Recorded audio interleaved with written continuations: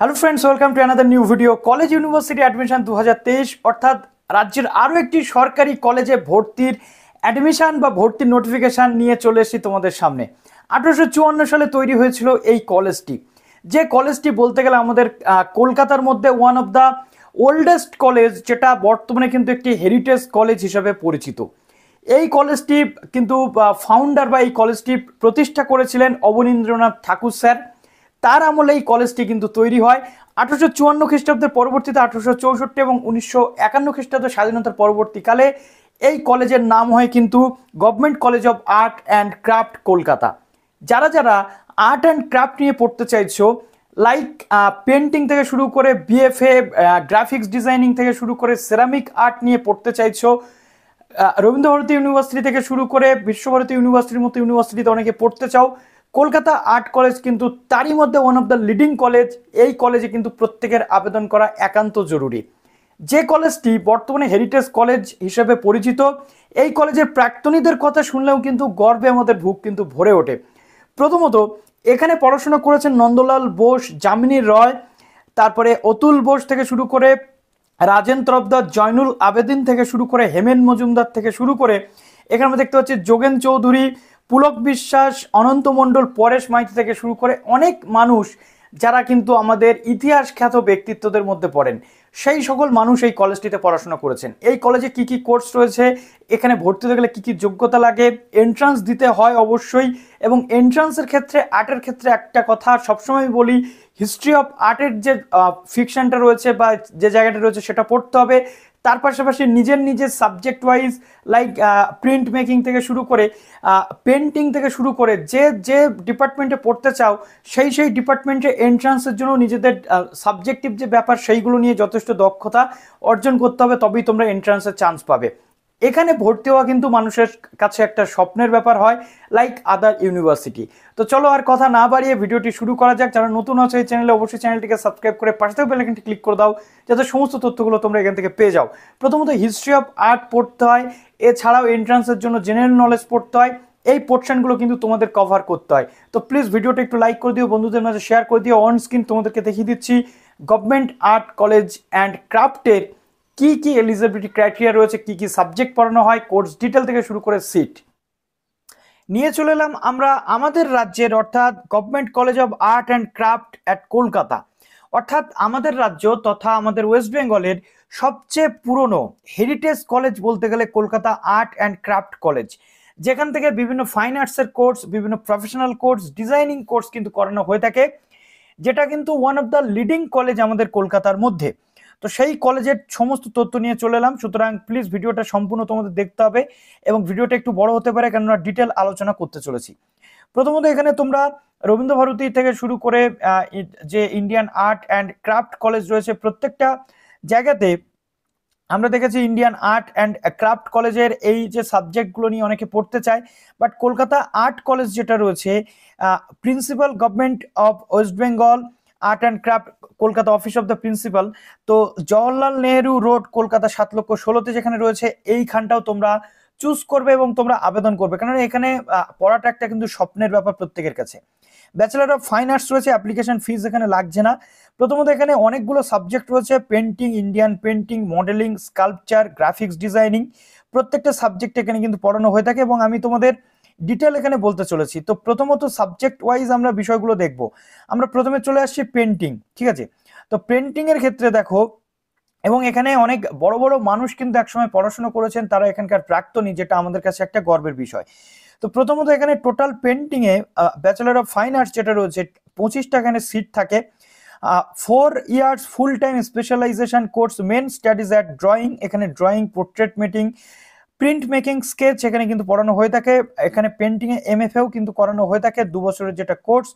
Study of form, এখানে culture, texture, digital painting, direct indirect রয়েছে, understanding material value রয়েছে, understanding space, তারপরে এখানে ইনস্টলেশন, এক্সপেরিমেন্টাল যে ওয়ার্ক রয়েছে, মাল্টিডিসিপ্লিনারি ওয়ার্ক এবং ডিসার্টেশন রয়েছে। দেখো এখানে 4 years full time specialisation course যেটা রয়েছে ড্রয়িং, এখানে রয়েছে ইন্ডিয়ান পেন্টিং এর মধ্যে যেটা ড্রয়িং, লাইভ স্টাডি, মুরাল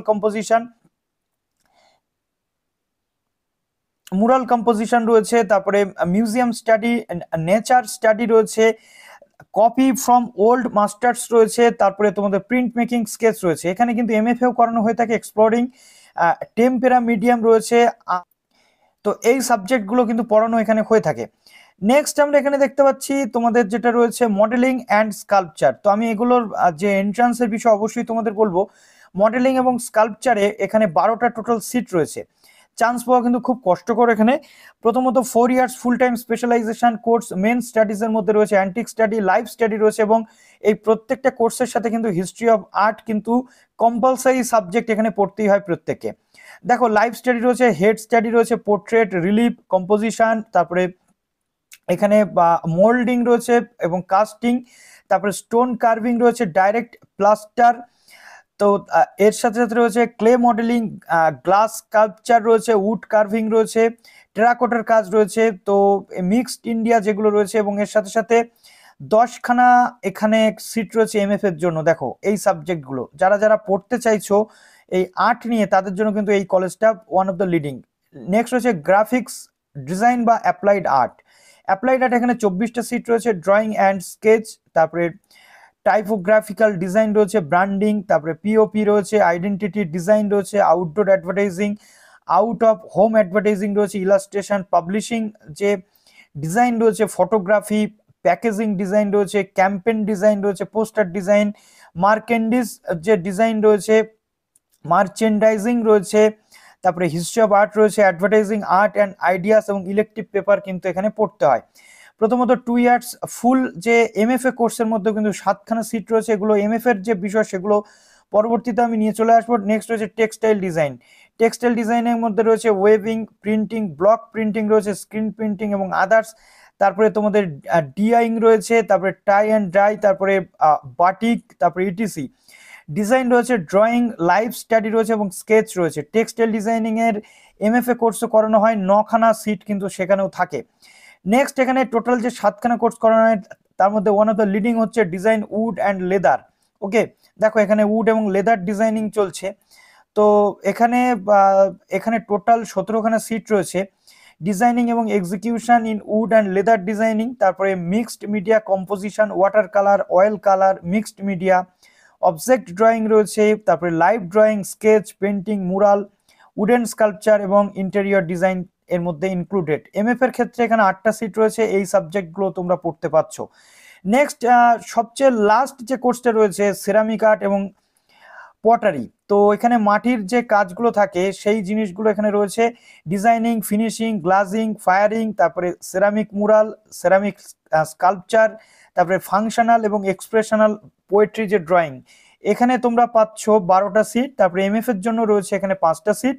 তো এইভাবে পুরো যে প্রসেস সেটা কিন্তু এখানে হয়ে থাকে। এবার আমি নেক্সট চলে আসি তোমাদের কি ইনফরমেশন। এখানে অ্যাপ্লিকেশনের জন্য কোনো ফর্ম ফিল আপের চার্জ তোমাদের লাগছে না।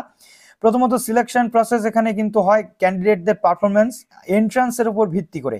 এলিজিবিলিটি এখানে বলে দেওয়া হয়েছে candidate must have completed HS examination, তোমাদের পাস করে থাকতে হবে, এবং recognised university approve by the, এবং অন্যান্য ইউনিভার্সিটি থেকে পাস করে থাকলেও তোমরা আবেদন করতে পারছো। রিজার্ভেশন এসসি, এসটি, ওবিসি এবং পিডব্লিউডি বা ইডব্লিউএস ক্যাটাগরি, যেমন ওয়েস্ট বেঙ্গল গভর্নমেন্টের রিসেন্ট রুলস সেই অনুযায়ী কিন্তু হবে। এখানে 23 তারিখ, এখানে 23 বছর পর্যন্ত বয়স কিন্তু হবে। 1 জুলাই 2023-এর মধ্যে 23 বছর পর্যন্ত বয়স থাকলে তোমরা আবেদন করতে পারছো। দ্যাট মিনস 2023-এ যারা এইচএস পাস করেছো তারা আবেদন করতে পারছো। এর সাথে সাথে যারা 2018-তে পাস করেছো তারাও আবেদন করতে পারছো, কেননা 2018-তে যদি তোমার বয়স থাকে 18 বছর, এখন 23 সাল, অর্থাৎ 5 বছরের মধ্যে তুমি কিন্তু তার মধ্যে পেয়ে যাচ্ছ। 23 সালে এসে তোমার 23 বছর বয়স, সুতরাং তুমি কিন্তু পাচ্ছ। এবং সমস্ত ক্যান্ডিডেটদেরকে বলা হচ্ছে যারা স্পেশালাইজেশন মডেলিং এবং স্কাল্পচারের উপরে, তাদের কিন্তু 8x8x8 ইঞ্চি মাটি, অলমোস্ট প্রিপেয়ার্ড ক্লে অর্থাৎ মাটি তোমাদের প্র্যাকটিক্যাল এক্সামিনেশনের জন্য আনতে হবে। এবং অন্যান্য যারা ক্যান্ডিডেট রয়েছে স্কাল্পচার বা বেসিক মেটেরিয়াল বা পেন্টিং মেটেরিয়াল যে সমস্ত থাকে সেগুলো নিয়ে আসতে হবে, যেমন sheet board, pen, pencil, eraser, water colour, এই যে বিষয় সেগুলো কিন্তু নিয়ে আসতে হবে। তো ফর্ম ফিল আপের যে প্রসেস সেটা কিন্তু তোমাদের শুরু হয়ে গেছে অলমোস্ট, ঠিক আছে। এখান থেকে ফর্ম ফিল আপটা তোমাদের করতে হবে, স্টেপ বাই স্টেপ প্রসেস রয়েছে, ডকুমেন্টস থেকে শুরু করে। এবার ইম্পর্ট্যান্ট ডেটগুলো বলে দিই। প্রথমত 8/6/2023 থেকে ফর্ম ফিল আপ শুরু হয়েছে, ডেডলাইন 20/6/2023-এ ফর্ম ফিল আপ শেষ।